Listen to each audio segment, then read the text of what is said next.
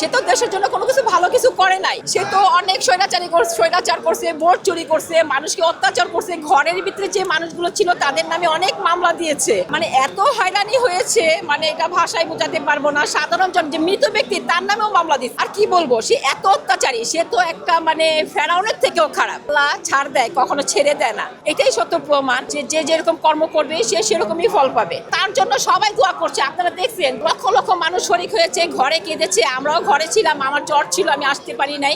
তারপর আমি ঘরে কান্না করছি যে তাকে দেখার জীবন একবার শখ ছিল, কিন্তু আমি দেখতে পারি না। আল্লাহ তাকে জান্নাতুল ফেরদৌসের বাসিন্দা করুক। সে জীবনে অনেক ত্যাগী একটা মহিলা ছিল। তার মানে মনের ভিতরে একটা মানে যে একটা ত্যাগ, এই ত্যাগ কেউ মানে আমার মনে হয় না যে আমরাও করবো।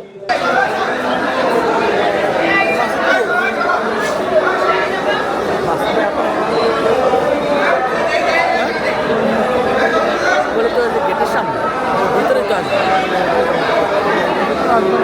কেন ভিতরে আসবে এখানে আসবে লাইক দিন লাইক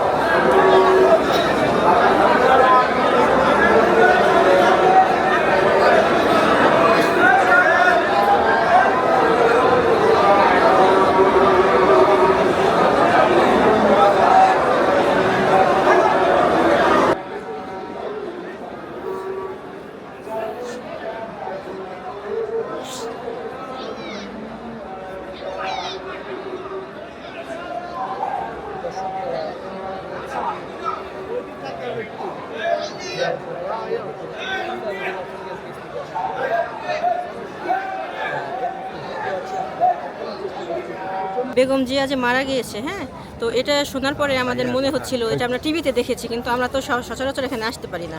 তো ঢাকায় যেহেতু এসেছি, তো প্রথমত ইচ্ছা ছিল যেটা দেখবো, জিয়ারত করব, এই কারণে আর কি। কারণ সে অনেক বড় একজন নেত্রী ছিল, ঠিক আছে। আর সেইভাবে হারিয়ে যাবে, এটা আসলে আমাদের জন্য খুবই একটা দুঃখের বিষয়। সে খুবই সাহসী ছিল এবং সে তার হাজব্যান্ড জিয়াউর রহমান মারা যাওয়ার পরে সে যেভাবে সব কিছু ম্যানেজ করেছে, ম্যানেজিং পাওয়ারটা বা সাহসের সাথে সব কিছু সে সামনের দিকে সব কিছুকে এগিয়ে নিয়ে গেছে, এটাই আর কি ভালো, খুবই ভালো লাগতেছে। অনেক মানুষই আসতেছে আসলে এখানে। তো আসার মূল কারণই সে রিসেন্ট সে মারা গিয়েছে, এই কারণে, তাই না? সে মারা গেলে হয়তো আমরা বিভিন্ন অন্য জায়গায় যেতাম বা অন্য কিছু, কিন্তু সে মারা গেছে বিধায় এখানে আর কি বেশি আপনার আসার আগ্রহটা।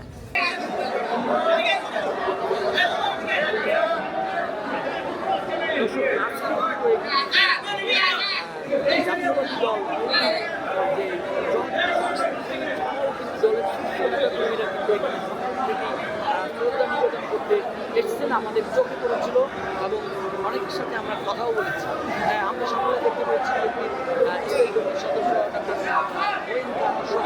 দলের নেতাকর্মীরা ছাত্রদল শুরু করে অঙ্গ সংগঠন এবং ওয়ার্ড সেন্টার থেকে শুরু করে মহানগর এবং দেশের বিভিন্ন জেলা থেকেও কিন্তু এখানে উনি মরে নাই, উনি অমর হয়ে আছেন আমাদের কাছে। আপনারা অনেকে মনে করছেন যে আমাদের তারিক জিয়া সাহেব মৃত্যুবরণ, আমিও মনে করব উনি পৃথিবী যতদিন থাকবে এতদিন বাংলাদেশ ওনার নাম থাকবে এবং ওনার আদর্শ পদাঙ্ক অনুসরণ করে এদের চলবে এবং বিএনপি তার সমস্ত কার্যকলাপগুলি স্মরণ করবে এবং বাস্তবায়ন করবে। সুতরাং আমার মনে হয় না বেগম জিয়ার মতো দেশে আর কোনো নেত্রী সেকেন্ড ওয়ান আসবে, এটা আমার মনে হয় না। শুধু উনি অদ্বিতীয়, উনি প্রথম, উনি শেষ, উনি প্রথম। সুতরাং আমি আর তার বিধিয়াত্রার আজকে সবার মাধ্যমে আপনাদের এখানে তার বিধিয়াত্রার মাগফিরাত কামনা করছি, আমার বক্তব্য শেষ করছি।